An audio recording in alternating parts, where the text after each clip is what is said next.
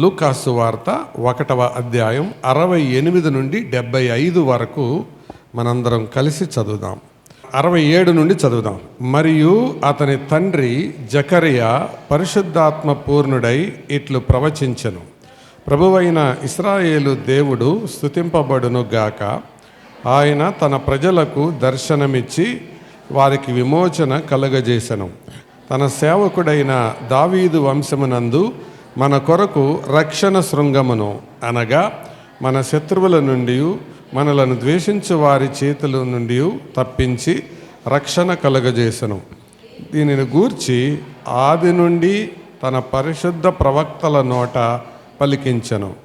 ఆయన మన పితరులను కరుణించుటకును, తన పరిశుద్ధ నిబంధనను, అనగా మన తండ్రి అయిన అబ్రహాముతో తాను చేసిన ప్రమాణమును జ్ఞాపకము చేసుకొనుటకును, మనము మన శత్రువుల చేతిలో నుండి విడిపింపబడి మన జీవితకాలమంతయు నిర్భయులమై ఆయన సన్నిధిని పరిశుద్ధముగాను నీతిగాను ఆయనను సేవింపననుగ్రహించుటకును ఈ రక్షణ కలుగజేసెను.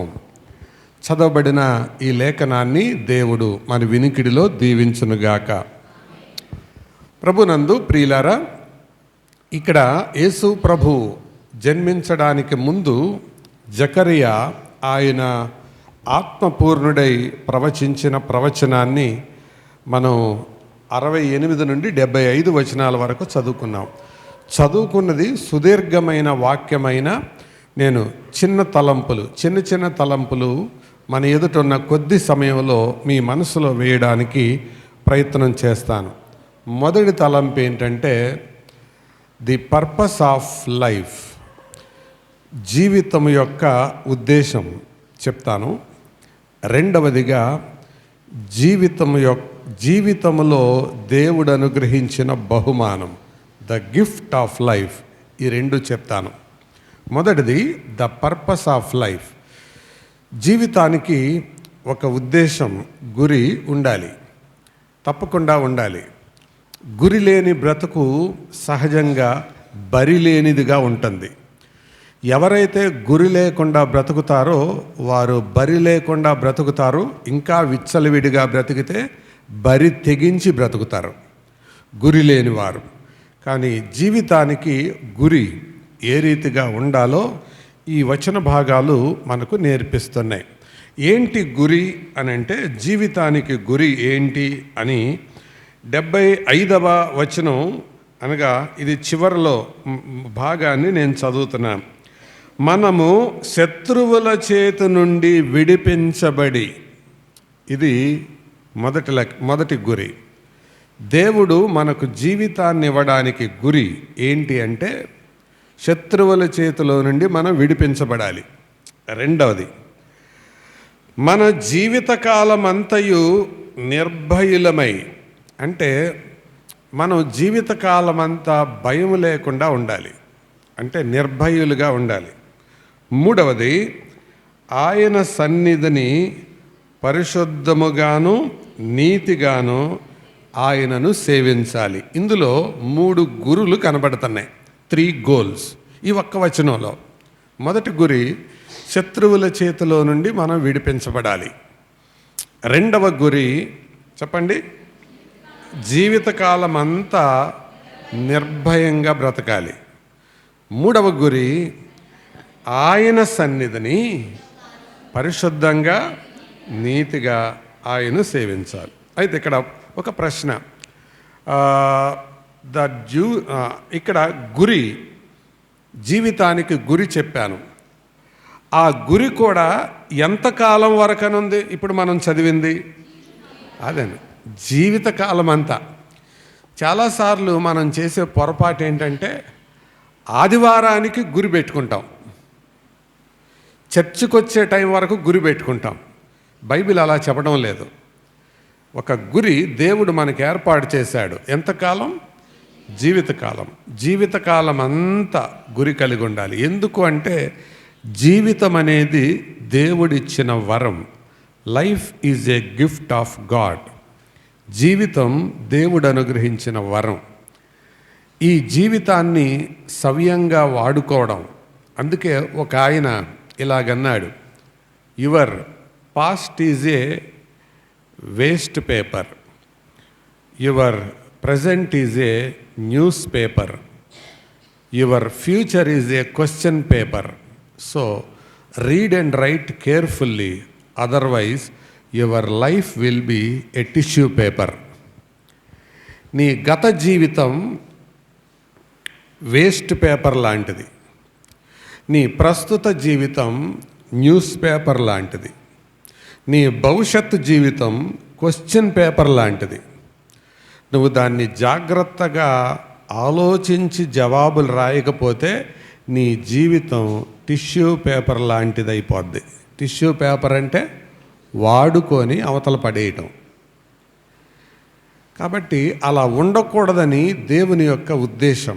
కాబట్టి మన జీవితం యొక్క ఉద్దేశం, ఉదాహరణకి ఫోన్ మనకుందంటే దానికి ఒక ఉద్దేశం ఉంది. ఏంటి ఫోన్ యొక్క ఉద్దేశం చెప్పండి? మన ఇంట్లో కుంకుడుగాయలు కొట్టుకోవడానికి కదా. ఫోన్ తీసుకొని ఏం చేసాం? ఫోన్కి ఒక ఉద్దేశం ఉంది. అది ఏంటి చెప్పండి? కుంకుడుగాయలు కొట్టుకోవడం, మాట్లాడుకోవడానికి కదా. కుంకుడుకాయలు కొట్టుకోరు కదా ఫోన్తో ఎవరు. దాని పర్పస్ అది కాదు. ఫోన్కి ఒక ఉద్దేశం ఉంది, పెన్నుకు ఒక ఉద్దేశం ఉంది. ఏంటిది? పెన్తో రాయాలి. ఇది తీసుకొని నేను చెవిలో చూపుకుంటానంటే తిప్పుకో, కానీ దాని ఉద్దేశం అయితే అది కాదు. ప్రతి దానికి ఒక ఉద్దేశం ఉంది. జీవితానికి ఒక ఉద్దేశం ఉంది. జీవితాన్ని అనుగ్రహించిన దేవుడు మానవ జాతి పట్ల 3 ఉద్దేశాలు ఈ వాక్య భాగంలో తెలియచేస్తున్నాడు. మీకు శత్రువులు ఉన్నారు. మనకు శత్రువులు ఎవరు అంటే మన పక్కపేటోళ్ళు కాదు. మన శత్రువులు ఎవరు అంటే మన పక్కింటోళ్ళు కాదు. మన శత్రువులు ఎవరు అంటే భార్యాభర్త కొంతమంది వారు ఒకరినొకరు శత్రువులుగా చూస్తుంటారు. ఒక ఆయన అన్నాడట, నేను మాత్రం శత్రువును ప్రేమించుము అన్న వాక్యం తూచా తప్పకుండా పాటిస్తున్నానండి అని అంట. ఎలా పాటిస్తున్నావయ్యా అంటే, ఏం లేదండి నా భార్యను ప్రేమిస్తున్నాను అంటే. భార్యాభర్తలు కూడా ఒకళ్ళనొకళ్ళు శత్రువులు. ఇది కాదు బైబిల్లో చెప్పే శత్రువులు. దేవుని వాక్యములో విశ్వాసులకు 3 రకాలైన శత్రువులు ఉన్నాయి. 1 శరీరం, 2 లోకం, 3 సాతాను. విశ్వాసులకున్న శత్రువులు ఎవరు? శరీరం, లోకం, సాతాను. ఈ ముగ్గురు శత్రువులు మన మీదకి ఎప్పుడు దాడి చేస్తుంటారు. సాతానుని జయించడానికి యేసు ప్రభు రక్తాన్ని కార్చాడు. 2వది లోకాన్ని జయించడానికి ఆయన వాక్యాన్ని ఇచ్చాడు. 3వది శరీరాన్ని జయించడానికి ఆత్మనిచ్చాడు. ఏమేమి ఇచ్చాడు చెప్పండి మళ్ళీ? సాతాన్ని జయించడానికి ఏం చేశాడు ఆయన? రక్తం. అందుకే ప్రార్థనలో కొంతమంది అంటారు యేసు రక్తమే జయం. చెప్పండి. తర్వాత సిలువ రక్తమే జయం. తర్వాత అపవాది క్రియలు అనంతన. అంటే దేనివల్ల నాశనం అయ్యేది? రక్తం. మనమంటే కాదు. ఉడత ఊపులకి చింతకాయలు రాలో మనమంటే కాదు. ఆయన రక్తం చూసి సాతానుడు వెనక్కి వెళ్ళిపోయాడు, ఓడిపోయాడు. కాబట్టి మొదటిగా ఆయన రక్తం ద్వారా మనలను విడిపించాడు. అదే ప్రకటన గ్రంథం 1వ అధ్యాయం 6వ వచనం చూడొద్దు. ఇక్కడ ఇలా రాయబడింది ఏమనంటే, మనలను ప్రేమించుచు తన రక్తము వలన మన పాపముల నుండి మనలను విడిపించిన వానికి, అక్కడ కడిగిన వానికి అని రాయబడింది. కాబట్టి రక్తం ద్వారా విడిపించాడు. ఇక్కడ ఈ శత్రువు ద్వారా విడిపించబడ్డ వాళ్ళు ఉన్నారా? ఆయన రక్తం ద్వారా విడిపించబడ్డ వాళ్ళు ఉన్నారా? ఆయన రక్తము ద్వారా నువ్వు ఇంకా విమోచించకపోతే నీవు ఆ సాతాన్ అనే శత్రువు నీ మీద దాడి చేస్తూనే ఉన్నాడు కూడా. నువ్వు ఎన్నిసార్లు సాతానికి అనంత నాశనం అన్నా వాడు దాడి చేస్తూనే ఉంటాడు. కాబట్టి ఆ రక్తం నుంచి, ఆ సాతాను శక్తి నుంచి విడిపించబడాలంటే ఏం కావాలి? ఆయన రక్తం. నేను 7వ తరగతి చదివేటప్పుడు యేసు ప్రభుని నా స్వంత రక్షకుడిగా అంగీకరించాను. అప్పుడు ఆయన పరిశుద్ధ రక్తం నన్ను కడిగింది, నన్ను విమోచించాడు ఆయన. 7వ తరగతిలో. ఆయన రక్తం నన్ను కడిగింది. నువ్వు ఇంకా రక్షించబడ్డావా, నేను చర్చికి వస్తున్నావా అని అడగట్లేదు, దశంభాగం ఇస్తున్నావా అని అడగట్లేదు, రక్షణ పొందావా. అది మొదటి శత్రువు సాతాను. రెండవ శత్రువు ఏంటి? లోకం. లోకం లోకం దాడి చేస్తూనే ఉంటుంది. లోకములో ఉన్నదంతయు నేత్రాశ, శరీరాశ, జీవపడం. దీన్ని ఎలా జయించాలి? దేవుని వాక్యం ద్వారా జయించాలి. వాక్యం ఇచ్చాడు, చదువుతున్నారా? వాక్యం చదువుతున్నారా? మీరు వాక్యాన్ని చదవకపోతే మీరు లోకాన్ని జయించలేరు. దేవుని వాక్యం, దేవుడు లోకాన్ని జయించడం కొరకు ఇచ్చాడు. మూడవది శరీరం. మన శరీరమే మన శత్రువు. డిఎల్ మూడీ గారు ఆయన, నేను చాలామందిని జయించాను కానీ ఒక్క శత్రువుని నేను జయించలేకపోతున్నాను అని అంట. ఆ విలేకరులందరూ అడిగారట, సార్ ఎవరు సార్ అంటే, నేను తర్వాత చెప్తాను అన్నాడంట. అదే సార్ ఎవరు చెప్పండి అన్నాడంట. అయితే రాసుకోండి అన్నాడంట. ఎవరు అంటే, నాకు ఒక శత్రువు ఉన్నాడు, వాడి పేరు ఏంటంటే డిఎల్ మూడీ అన్నాడంట. అంటే నాకు నేనే శత్రువు. ఏదైతే చేయాలనుకుంటున్నానో అది చేయలేకపోతున్నాను. నా శరీరం దేవునికి లోబడటానికి ఇష్టపడట్లేదు.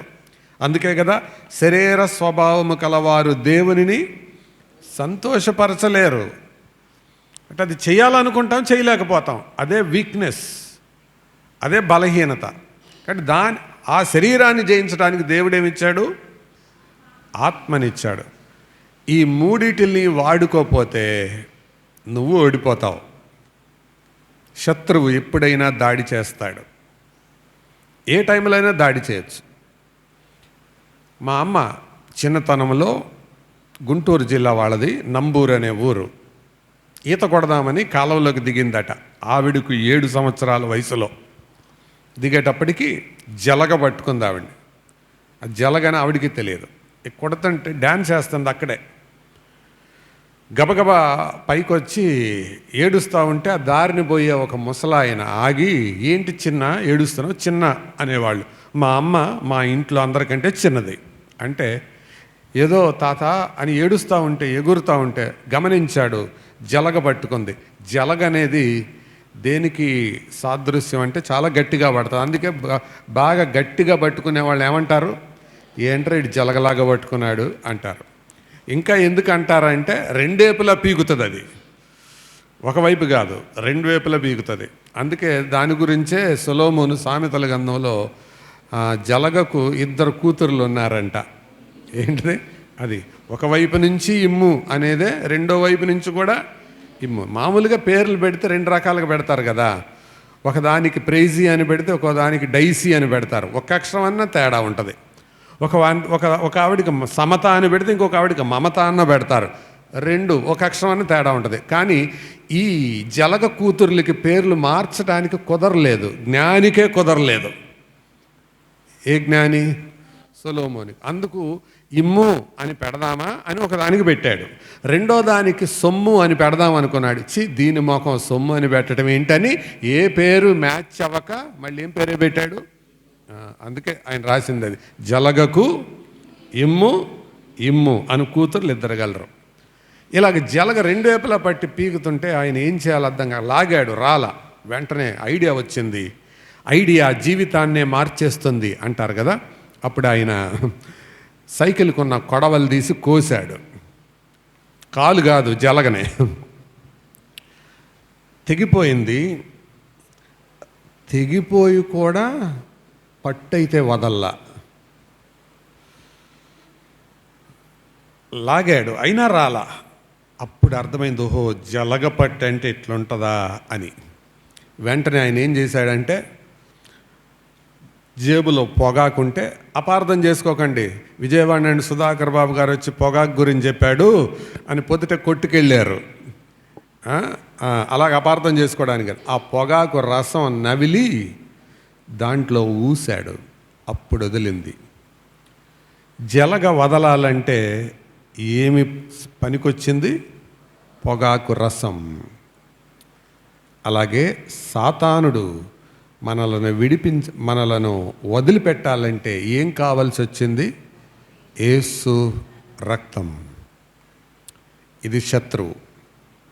రెండవదిగా ఆయన వాక్యాన్ని ఇచ్చాడు లోకాన్ని జయించటానికి. ఎవరైతే వాక్యానికి దూరంగా బతుకుతారో వారు లోకాన్ని జయించలేరు. తెలంగాణ ప్రాంతంలో 2 కూతుర్లు కలిగిన తల్లి ప్రొద్దుటే టీ పెట్టి టీ ఇచ్చింది. పెద్ద కూతురు అరుగు మీద కూర్చొని టీ తాగుతుంది. 9వ తరగతి చదివే అమ్మాయి. టీ తాగుతానే కింద పడి చచ్చిపోయింది. ఊరిలో అందరికీ తెలిసింది. వాళ్ళు అన్యుల్లో నుంచి ప్రభువు నమ్ముకున్నారు. ఆ ఊరి వాళ్ళందరూ వచ్చి, చూసావా, కులం కాని కులం, మతం కాని మతం చేరావు, మా ఊరి మీదకి శాపం వచ్చింది, వీరందరూ మీ మీద కోపగించారు అని ఎవ్వరూ ఆదరించడానికి. సంఘస్థులే వెళ్ళారు, దేవుని సేవకులు వెళ్ళారు. సరే, మొత్తానికి వాళ్ళు ఏమనుకున్నారో, వెళ్ళకపోతే బాగాదు అనుకున్నారేమో. చివరికి వచ్చారు. వచ్చి సమాధికి తీసుకెళ్ళబోయే టైంకి ఇటు తీసుకెళ్ళకూడదు, ఊరికి అటువైపు నుండి తీసుకెళ్ళాలి అని అంట. వచ్చిన సేవకులు అన్నారు, ఇటు నుంచి వెళ్తే దగ్గరండి, అటు తీసుకెళ్ళటం చాలా దూరం, సాయంత్రం మళ్ళీ మేము కూడికలకు వెళ్ళాలి అని అంటే, లేదు ఇప్పటికే అందరూ ఆగ్రహించారు, కనపడుతుంది కదా, ఇటు తీసుకెళ్ళటానికి లేదు అని అంటే, ఆ లోపల ఏడుస్తున్న తల్లి ఈ వాదన విని బయటకు వచ్చింది. బయటకు వచ్చి, ఏంటండి అని అంటే, ఆ ఊరి పటేల్ అంటే ఊరి పెద్ద అన్నమాట, ఇలా చెప్తున్నాడు. ఏమనంటే, చూడమ్మా, ఆల్రెడీ మీ కూతురు చచ్చిపోయింది అంటే మా అందరూ ఇదివరకు మేము సేవించే వాళ్ళందరూ మీ మీద కోపంగా ఉన్నారని అర్థమవుతుంది కదా. ఇప్పుడు మళ్ళా మీ వాళ్ళు ఇటు తీసుకెళ్తామంటున్నారు. ఇటు తీసుకెళ్తే మళ్ళా మా ఊరి మీదకి ఇంకొక శాపం వస్తుంది, కాబట్టి ఇటు తీసుకెళ్లాల్సిందే అని అంటున్నారు. ఆ టైంలో నిజానికి ఆ సమాజానికి, లోకానికి లొంగిపోవాలి. కానీ ఆ తల్లి ఏమందో తెలుసా? అన్న, మా సేవకుడు చెప్తున్నాడు, ఆయన చెప్పింది చేయండి. అరే, ఇప్పుడుగా చేసి ఒకదాన్ని పోగొట్టుకున్నావు అంటే ఆవిడ వెంటనే ఒక మాట అంది, అన్న, ఈ కీడు ఏదైనా వస్తే నా 2వ కూతురి మీదకి వస్తుందన్న, ఇటే పోనివ్వండి అన్న అంది. అంటే దేనికి వ్యతిరేకం ఆవిడ? చెప్పండి. లోకానికి వ్యతిరేకం. ఇలాంటి వాళ్ళు కావాలి దేవునికి. నలుగురితో నారాయణ, కులంతో గోవింద, కలిపి కొట్టరా కావేటి రంగా అనే రకం కాదు. లోకానికి వ్యతిరేకంగా వెళ్ళేవారు. ఎప్పుడు చేయగలం అది? దేవుని వాక్యం లోపల ఉన్నప్పుడు. వాక్యం లోపల లేకపోతే ఈ పాటే పాడతావు. ఏం పాట? నలుగురితో. మూడవది శరీరం. ఇది జయించటానికి పరిశుద్ధాత్మ యొక్క క్రమశిక్షణ కావాలి. ప్రభు అందుకిచ్చాడు గిఫ్ట్ ఆఫ్ లైఫ్. జీవితానికి వరం ఏంటో తెలుసా? వరం ఏంటో తెలుసా? ఉద్యోగం కాదు, చదువు కాదు, ఆస్తి కాదు, అంతస్తు కాదు, కులం కాదు, గోత్రం కాదు, కారు కాదు, ఫోన్ కాదు. అన్నిటికంటే ఉత్తమమైన వరం ఏంటో తెలుసా? రక్షణ. ఏంటండి? రక్షణ. అందుకే యేసు ప్రభు అసలు ఆ పేరు పెట్టుకొనే వచ్చాడు. యేసు అన్న శబ్దానికి అర్థం ఏంటి? రక్షకుడు. ఎందుకు వచ్చాడంటే ఆయన వచ్చిందే రక్షించడానికి. ఆడేవాడిని ఆటగాడు అంటారు, వేటాడేవాడిని వేటగాడు అంటారు, తిరిగేవాడిని తిరిగిపోతంటారు, దొంగతనం చేసేవాడిని దొంగోడు అంటారు, రక్షించేవాడిని రక్షకుడు అంటారు. రక్షించడం కొరకే వచ్చాడు. అందుకే 8 రోజులు పసిబిడ్డగా ఉన్న యేసును చేతిలో పట్టుకొని సిమియోను ఏమన్నాడో తెలుసా? సకల జనుల ఎదుట నీవు సిద్ధపరిచిన రక్షణ. అర్థమైందా? యేసు అంటే మరొక అర్థం రక్షకుడు, రక్షణ. అందుకే గిఫ్ట్ ఆఫ్ లైఫ్. జీవితానికి దేవుడు ఇవ్వాలనుకున్న ఉత్తమమైన గిఫ్ట్ ఏంటో తెలుసా? రక్షణ. ఈ రక్షణ పొందారా?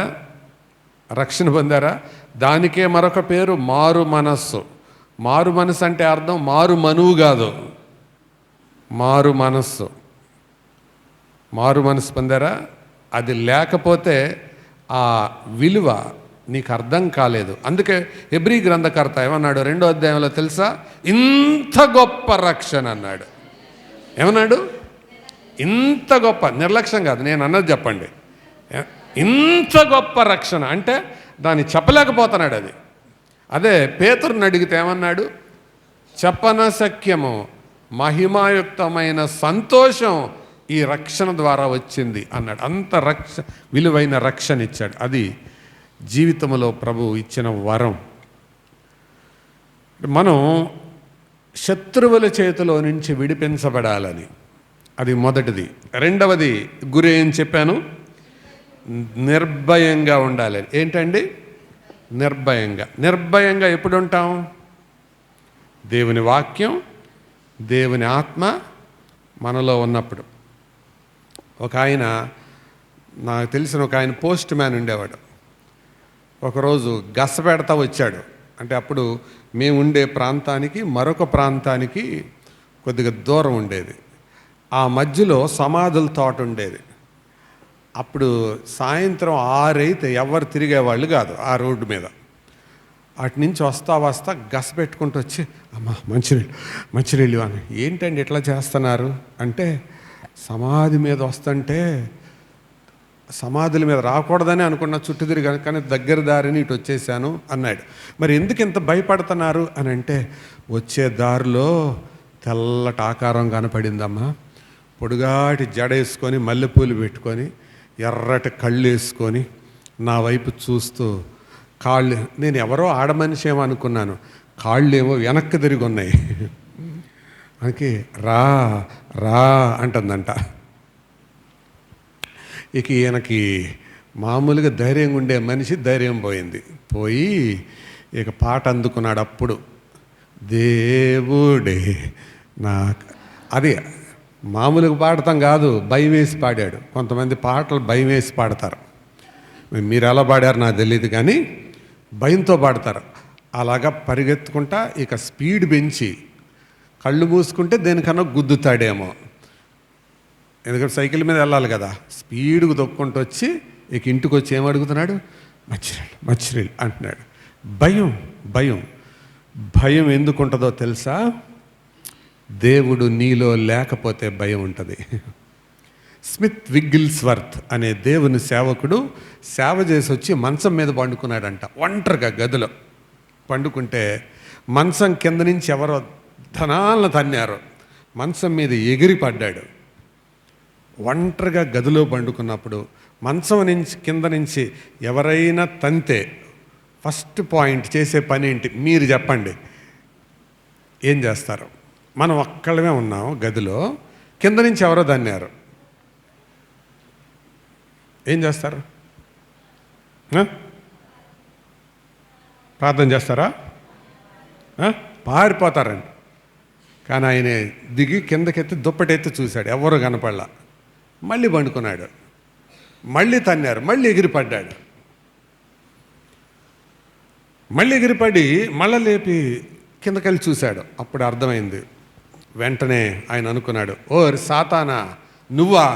సేవ చేసి అలసిపోయి వచ్చాను రా, డిస్టర్బ్ చేయబాకో, కావాలంటే రేపు చేయి, నాకు నిద్ర వస్తుంది అని దుప్పటి నిండా కప్పుకొని పండుకున్నాడంట. అదే మనమైతే ఏసు రక్తమే చేయి, పాస్టర్ గారికి ఫోన్ చేయండి, వాళ్ళకి ఫోన్ చేయండి, ఉపవాస ప్రార్థన పెట్టి పిలిపించండి, వాళ్ళకి కొబ్బరి నూనె తీసుకురండి. ఏంటిది అది? సిలువు గుర్తేయండి, వేయండి. లేకపోతే కొబ్బరి నూనె ఒట్టి బాటిలే కాదు, ఒక స్ప్రే కొట్టే అంత టిన్ తీసుకురండి, కొట్టండి మొత్తం కిటికీల్లో, పెయింట్ కొట్టినట్టు కొబ్బరి నూనె కొట్టండి. ఇవన్నీ వాక్యం లేనోళ్ళు, ఆత్మ లేనోళ్ళు చేసే పనులు అవి. ఈ రెండు నీకుంటే మీలో ఉన్నవాడు లోకములో ఉన్నవానికంటే గొప్పవాడు. ఇదొక శత్రువు. నిర్భయంగా బతకాలి, అది ఉద్దేశం, భయపడుతూ కాదు, శత్రువులకు భయపడుతూ కాదు. ఇది రెండవ ఉద్దేశం. మూడవది ఏంటి? జీవితకాలం అంతా. ఎప్పుడు అంటే ఆదివారం కాదు. ఒక భార్యాభర్త పోట్లాడుకున్నారు. ఆదివారం పూట పోట్లాడుకొని టైం చూసుకున్నా. ఉదయం 6 గంటలకు మొదలైంది పోట్లాట. చూసుకునేటప్పటికి 10 అయింది. సరే ఇంతటితో ఆపుదాం, చర్చికి వెళ్ళి వచ్చిన తర్వాత మళ్ళీ కంటిన్యూ చేద్దాం. చర్చికి వెళ్ళి తర్వాత వచ్చాక అప్పుడు మళ్ళీ కంటిన్యూ చేద్దాం అనుకొని వచ్చి చర్చికి వచ్చి పాడుతున్నారు. నిన్నే ప్రేమింతును నిన్నే ఇంటి దగ్గరేమో తన్నుకున్నారు, ఇక్కడికి వచ్చేమో పాట పాడుతున్నారు. ఎవరిని మోసం చేయటానికి? అది ఎవరిని మోసం చేయటానికండి? ఆదివారం భక్తులు ఇలాగే ఉంటారు. దేవుడు అందుకు కాదు రక్షించింది. పర్పస్ ఏంటి? జీవితకాలమంతా. అందుకే ఒక పాట ఉంది, నా జీవిత కాలమంతా నిన్ను కీర్తించిన చాలునా, నా సమస్త సంపద నీకిచ్చిన చాలునా. జీవితకాలమంతా ఆయన స్తుతించితే సరిపోతుందా? అది ఉద్దేశం. జీవితం యొక్క ఉద్దేశం ఏంటి? ఈ 3 ఉద్దేశాలు చెప్పండి. మొదటిదేంటి? శత్రువుల చేతిలో నుంచి విడిపించబడడానికి. విడిపించబడ్డారా? సాతాన్ చేతిలోనే ఉన్నారు. ఇంకా కొంతమంది సాతాన్ చేతిలోనే ఉండి పాట పాడతారు. ఒక ఆయనకంట రామచిలకలు పెంచే అలవాటు ఉంది. ఆ చిలకలను పెంచుతూ వాటికి ఒక పాట నేర్పించాడు. చిలకలు కొంచెం మాట్లాడతాయి. ఆ చిలకలకు నేర్పించిన పాట ఏంటంటే, వేటగాడొస్తాడు, నూకలేస్తాడు, ఉచ్చులేస్తాడు, పట్టుకుపోతాడు, జాగ్రత్త. ఏంటిదా పాట? వేటగాడొస్తాడు, నూకలేస్తాడు, ఉచ్చులేస్తాడు, పట్టుకుపోతాడు, జాగ్రత్త. చిలకలు సూపర్గా నేర్చుకున్నాయి. మొత్తం అన్నీ అడవిలోకి వెళ్ళి పగలంతా తిరిగి ఇంటికి వెళ్ళే టైంలో అన్నీ కూర్చొని కలిసి వెళ్దామని చెట్టు మీద కూర్చొని పాట పాడుతున్నాయి. నిజంగానే ఒక వేటగాడు అటుగా వెళ్తూ ఏమీ దొరక్క విచారంగా వెళ్ళిపోతారే. ఇంటికి వెళ్ళి ముఖం ఏం చూపించాలి, నా భార్యకేం చెప్పాలి, నా పిల్లలకేం చెప్పాలి, ఏమీ పడలేదు, ఏమన్నా పడితే వాడికి ఏమన్నా పెడుదును, కానీ ఇప్పుడు ఏం తీసుకెళ్ళాలని ఆలోచిస్తూ ఉండగా సంగీతం వినపడుతుంది. వాడు అనుకున్నాడు, అడవిలో బీటిల్స్ సాంగ్ వినపడుతుంది ఏంట్రా, ఇది చాలా బాగుంది అనుకుంటా ఆ వైపు వెళ్ళేటప్పటికి చిలకలు పాడుతున్నాయి. అరే ఇవి తెలివి తక్కువ చిలకలు అనుకున్నాను, కానీ ఇంత తెలివి కలిగిన చిలకల అంటే నా కథ అంతా వీటికి తెలిసిపోయింది. నేను వస్తానని, ఉచ్చులేస్తానని, వలలేస్తానని అంతా తెలిసిపోయినట్టుంది అని ఇంటికి వెళ్ళిపోదామని మొదలుపెట్టి, ఎందుకన్నా మంచిది అదృష్టాన్ని పరీక్ష చేద్దాం అనుకొని అవి చూస్తూ ఉండగానే నూకలేశాడు, ఉచ్చులేశాడు, వలలేస్తాడు. ఈ చిలకలు ఏం ఆపలేదు, పాట ఆపలా, పాడుతూనే ఉన్నాయి. ఏం పాడుతున్నాయి మీరే చెప్పండి. వేటగాడొస్తాడు, నూకలేస్తాడు, ఉచ్చులేస్తాడు, పట్టుకుపోతాడు, జాగ్రత్త. పాడుతుంటే పెద్ద చిలక పాట ఆపల. పెద్ద చిలక అంటే హెడ్ చిలక. ఊరికి పెద్ద ఎలా ఉంటాడో చిలకలకు కూడా ఒక పెద్ద ఉందన్నమాట. ఆ పెద్ద చిలక చూసి ఇలాగందంట, పాట పాడుకున్నాను అంటే వెళ్దామా అని. మిగతా చిలకలు కూడా పాట పాడుతానే వెళ్దామని తల్లూపినాయి. రెడీ 1 2 3 అనుకుని మొత్తం లేచినాయి. మొత్తం లేచి అక్కడ పడ్డాయి. ఎగురుకుంటా కూడా పాట ఆపలా. వేటగాడు దూరం నుంచి కూర్చొని చూస్తున్నాడు.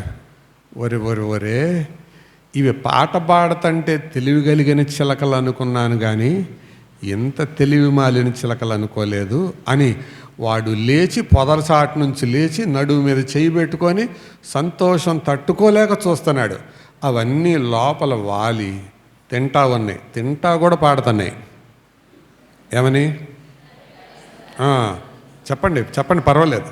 వేటగాడొస్తాడు, నూకలేస్తాడు, ఉచ్చులేస్తాడు, పట్టుకుపోతాడు, జాగ్రత్త.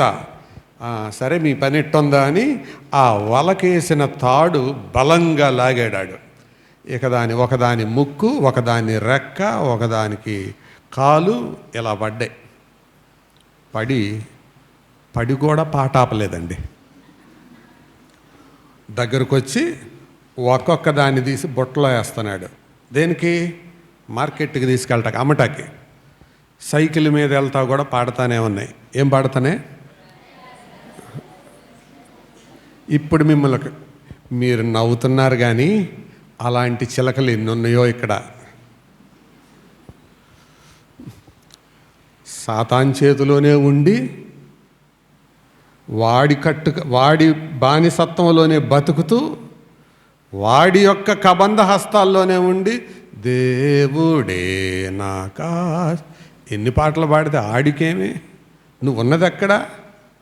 వాడి బంధకాల్లో. గుండె మీద చేసుకొని చెప్పగలవా సాతాను బంధకాల్లో నేను లేను అని? గుండె మీద చేసుకొని చెప్పగలవా లోకం యొక్క ప్రభావం నా మీద లేదని? గుండె మీద చేసుకొని చెప్పగలవా నా శరీరం యొక్క ప్రభావం నా మీద లేదని?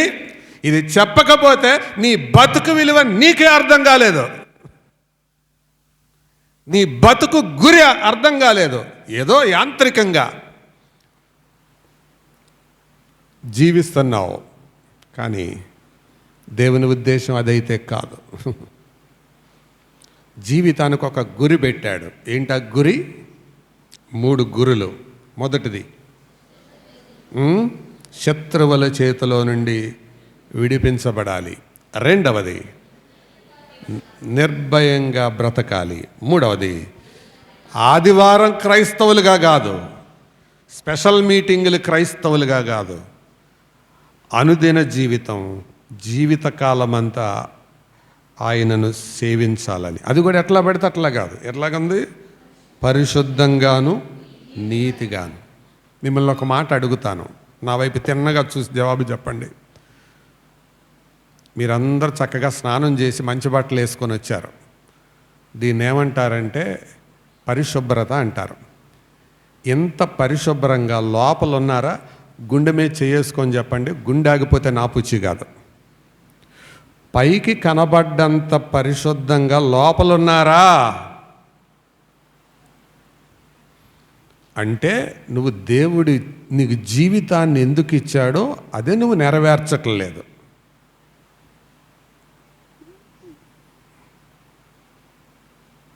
అది జీవితం యొక్క ఉద్దేశం.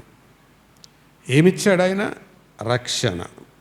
రక్షణ, మారు మనస్సు పొందారది. రక్షణ అంటే బాప్తిసం అనుకుంటారు కొంతమంది. మా నాన్న సంగతే చెప్తాను. మా నాన్న మీటింగ్లు అప్పుడు బాప్తిస్మాలు ఇస్తున్నారని ఆయన బాగా హార్మోనియం ప్లే చేసేవాడు మా నాన్న. అందువల్లే నాకు ఇవి అలవాటైంది. పాస్టర్ గారు, భిక్షాల్ గారు, మీరు వస్తున్నారు, చక్కగా ప్లే చేస్తున్నారు, మీరు కూడా బాప్తిసం తీసుకుంటే బాగుంటుంది కదంటే, సరే పదండి అన్నాడు. లోపల మార్పు లేదు, ఏమీ లేదు. తీసుకున్నాడు, బాప్తిసం తీసుకున్నాడు. బాప్తిసం తీసుకున్న సందర్భంగా ఒక మంచి బైబిల్ ఇచ్చారు ఆయనకి. ఆ బైబిల్తో పాటు 50 ఏళ్ల క్రితం 50 రూపాయలు ఇచ్చారు. దేనికి? బాప్తిసం తీసుకున్నందుకు. బాప్తిసం తీసుకొని ఆ 50 రూపాయలు తీసి బైబిల్లో పెట్టుకొని, బైబిల్ ఇంట్లో పెట్టి, పాస్టర్ గారు మా నాన్న ఇద్దరు కలిసి మ్యాట్నీకి వెళ్ళారు. మ్యాట్నీ అంటే తెలుసా? మధ్యాహ్నం సినిమా. ఏం మారింది? కొంతమంది దేవుని సన్నిధికి వచ్చేవాళ్ళు మానరు, వాళ్ళు మారరు. ఏం చేయరు? చర్చి మానరు, మనుషులు మారరు. మరి మీ సంగతి నాకు తెలీదు. మారారా? యేసు ప్రభు లోకానికి వచ్చిందే అందుకు. ఇది లేకుండా నీవు బ్రతుకుతున్నావంటే నీవు నీ ఇష్టానుసారంగా జీవిస్తున్నావని అర్థం. చివరిగా ఒక్క తలంపు, నీ ఇష్టానుసారంగా నువ్వు జీవిస్తున్నావంటే దాని వలన కలిగే 2 నష్టాలు చూపించి నేను ముగించేస్తాను. మొదటి నష్టం, న్యాయాధిపతుల గ్రంథం 14వ అధ్యాయం. న్యాయాధిపతుల గ్రంథం 14వ అధ్యాయం 7వ వచనం చదవండి. ఇప్పుడు అతడు మాట్లాడినప్పుడు ఏం కలిగింది? అందరు చెప్పండి. ఇష్టం అంటే ఏం అఫైర్లు ఇవి? లవ్ అఫైర్లు అన్నమాట. ఇష్టం. ఇంటికి వచ్చి చెప్పాడు. అమ్మా నాన్న వాళ్ళు అన్నారు, రే ఎందుకురా పనులు నీకు, మనకి ఎందుకురా ఇవి అన్నాడు. నా ఇష్టం అన్నాడు. ఏమన్నాడు? నా ఇష్టం. ఓకే, స్టోరీ కట్ షార్ట్ చేద్దాం. తనకిష్టం కలిగింది, ఆ ఇష్టం తను ఎక్కడికి తెచ్చింది? కళ్ళు పీకేదాకా తెచ్చింది. జాగ్రత్త, ఇక్కడ కొంతమంది యవన పిల్లలు కనపడుతున్నారు. నా ఇష్టం అని పెళ్ళికి ముందే పనికి మాలిన తిరుగుళ్ళు తిరిగారనుకోండి, జాగ్రత్త. కంటిని నిర్మించిన వాడు కానకుండునా, చెవిని నిర్మించిన వాడు వినకుండునా, దేవుడు గుడ్డోడు కాదు. నష్టపోతావు. నా ఇష్టం అని ఎవరు బ్రతుకుతారో వాళ్ళు నష్టపోతారు. రెండవ ఉదాహరణ చెప్తాను. లూకా సువార్త, నా తొలి వచనం లూకానే, ఆఖరి వచనం కూడా లూకానే. 16:25. అబ్రహాము కుమారుడా, అబ్రహాము, మళ్ళీ చదవండి. అదే అన్నమాట చదవాల్సింది. అప్పుడు అబ్రహాము కుమారుడా కాదు, అప్పుడు అబ్రహాము కుమారుడా నీ జీవిత కాలమందు, ఆగండి. కాబట్టి జీవితకాలం దేవుని గురేంటో ఎరగల వీడు. మరి ఎలా బతికాడు చెప్పండి? నా ఇష్టం, నన్నెవడరా అడిగేది? నా ఇష్టం, నా బతుకు నా ఇష్టం. ఇది మీ అమ్మకి చెప్పుకోవడానికి సరిపోద్ది, మీ నాన్నకి చెప్పుకోవడానికి సరిపోద్ది, మీ తాతకి, మీ జేజుకి, మీ ఊరోళ్ళకి చెప్పుకోవడానికి సరిపోద్ది. జీవమిచ్చిన దేవుడికి చెప్పడానికి సరిపోదు సుమా.